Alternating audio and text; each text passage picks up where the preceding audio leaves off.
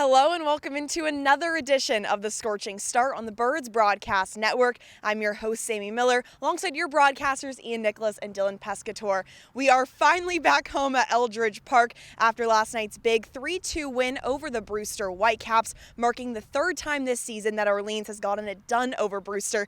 And guys, I think there's something special in the soil over there at Stony Brook, especially Chad Gartland. I know he loves that mound. Last night he went 5 innings with 6 strikeouts. Dylan, what were you seeing from this pitcher? I saw Gartland, a guy who last week did exactly the same thing as he did yesterday. He was dominant out there, not a lot of free passes, continued to throw strikes with his fastball. However, yesterday it was the slider dipping and diving out of the zone rather than the splitter and the forkball that he still has in his bag. So a lot of tools out of Gartland's tool bag, and he just used 2, but were still very dominant yesterday.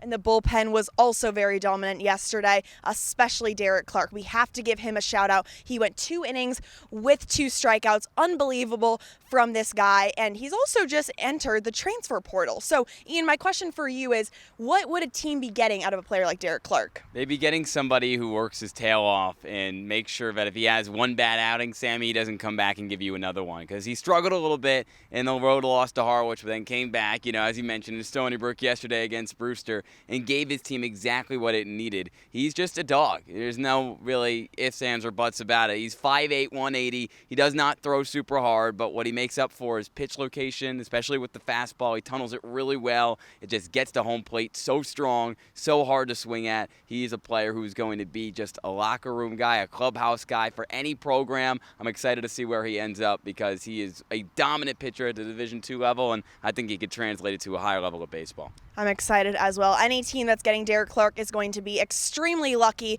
And something that also went well for the Firebirds last night was their offense. They put up 11 hits over the Whitecaps. Dylan, what players do you think are finally starting to hit their stride at the plate? Yeah, I think Jack Penny is really like the hottest hitter in this lineup right now. Back-to-back games where he's getting clutch hit after clutch hit. 2 RBIs yesterday and 2 big singles, one to tie the game in the 6th, one to put the Firebirds up 3-1 in the 8th, and then Andy Blake, again, a leadoff double in that 6th inning, along with the 8th, and then Matt Hallback with a game-tying triple, or go-ahead triple, I should say, in the 8th inning. So those 3 guys are really starting to hit their stride in the lineup. And the last time the Firebirds took on the Falmouth Commodores, it was a special night. It was the first game the Firebirds won after going on a 5-game losing streak, and it really enabled their 3-game winning streak.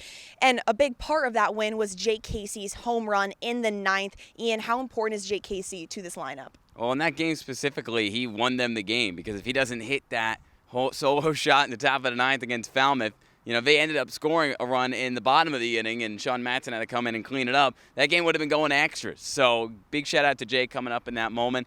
He's got some of the best raw power on this speed. He's one of just a few players on this roster with multiple home runs. He did get a base hit last night, which was exciting, coming off the bench. Not an easy thing to do. So Casey getting a start again tonight. Just got to see a little more consistency from him because if he can limit the strikeout numbers and try to make more contact, the bat flies. He's got a great lefty swing, and just like his father, he can send it deep right over the right field wall here at Eldridge, and I could definitely very well see it happen again tonight.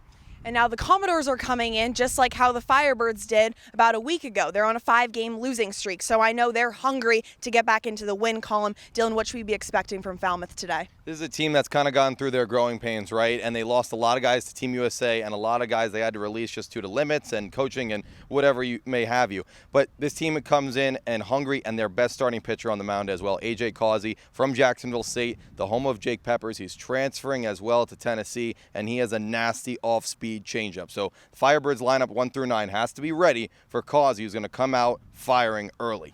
And guys, you know what time it is. I need the keys to the game. Ian, you're up first. Well, Dylan shared this stat with us just a few minutes before. I thought it was a great one. You have to have your starting pitching on lock. Ever since getting blown out by Harwich about a week and a half ago, starting pitchers here have given up 2 runs or less and have given you length. And that has to happen again tonight from Evan Truitt. He was able to do it in the blowout against Brewster on Thursday. He needs to do it again here tonight. Dylan, what about you? What's your key? I think 11 hits yesterday, however, only 3 runs. So I think now it's about translating hits, translating base runners to scoring. So 5 runs are over for the Firebirds tonight. Let's see if the Firebirds are able to get to 500 tonight, and make sure you stay tuned for a lot more content on the Scorching Start. All right, let's go to war, boys. You guys keep it out. I'm now joined alongside Firebirds manager Kelly Nicholson. Coach, first off, congrats on the win. What was the message to the guys last night?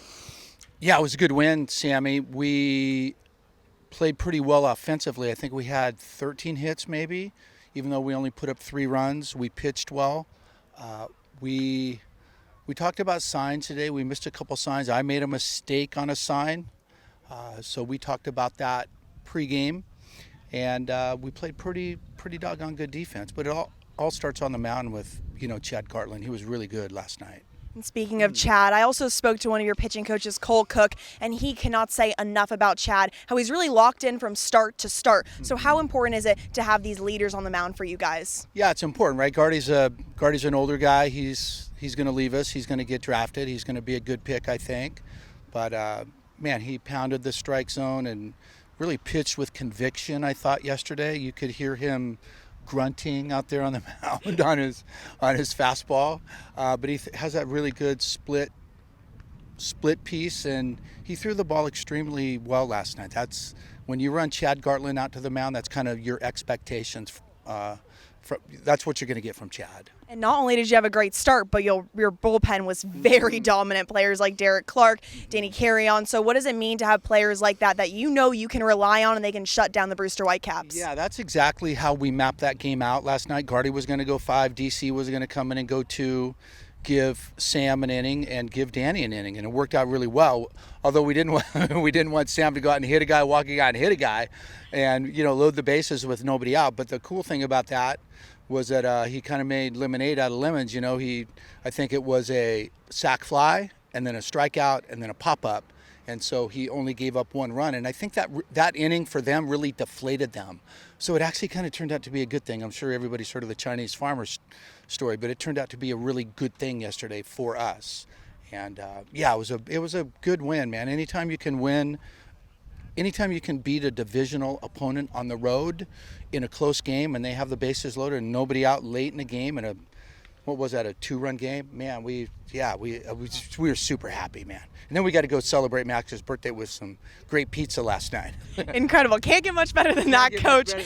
And the last time you guys took on the Falmouth Commodores, it was snapping your 5-game losing streak. Now you have the chance to get to 500. What is the growth you've seen so far with these Firebirds? Well, like I've told you, it takes a couple weeks to kind of get going with the bats, and then we have our rotation lined up, and we think we know who we have in particular roles in the pen, our setup guys and our closers, and Maddie and Danny closed last night, and we can mix and match pretty well. You're going to see a lot of guys in our bullpen tonight because they need to get on the mound. True, it's probably only going to go 3 innings, and then you're going to see 6 or 7 different arms tonight because with the off day tomorrow, they need to get on the mound and pitch.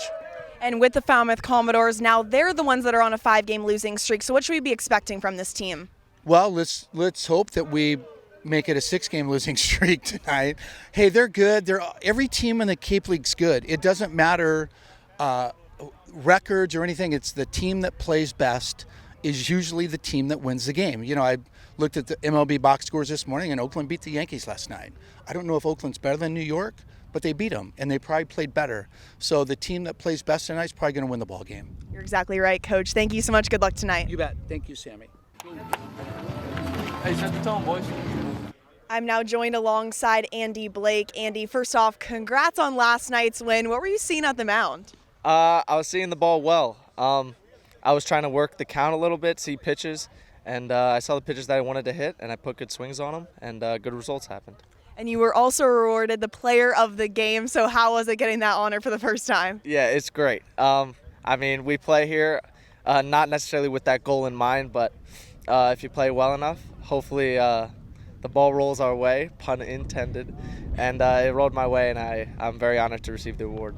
And that was your 3rd straight win over the Brewster Whitecaps, so you really asserted the dominance over that team. How did it feel to get that particular win? Yeah, it feels great. I believe we're 3-0 against them, and we're just seeing the ball really well, and we're just playing our game, and it doesn't matter who's in the other dugout. We just do what we have to do, and the results will come. And the chemistry continues to look better and better after every single game. How important is that for this team in particular? Yeah, chemistry is everything. When you have a bunch of people supporting you and pulling for you, it it makes playing a lot easier and a lot more fun. And it's just so enjoyable out here and with a bunch of great guys, and we're just loving every second of it. I know it's still pretty early on, but do you have a favorite memory so far? I think just coming to the ball field. I mean, that's I'm here to play baseball, and it's a great day every day we're able to play, and yeah, it's just a lot of fun coming to the field. And last question for you, what's your key to get the win over Falmouth today? I think we just need to stick to our plan, stick to our approach, and just keep putting good swings on the ball. And our pitchers have been pitching great lately, and if everything comes together, I think the results will come. Awesome. Well, thank you so much. Good luck tonight. Thank you. Well, that'll do it for this edition of the Scorching Start on the Birds Broadcast Network. Make sure you tune in at 6:30 when the Orleans Firebirds take on the Falmouth Commodores.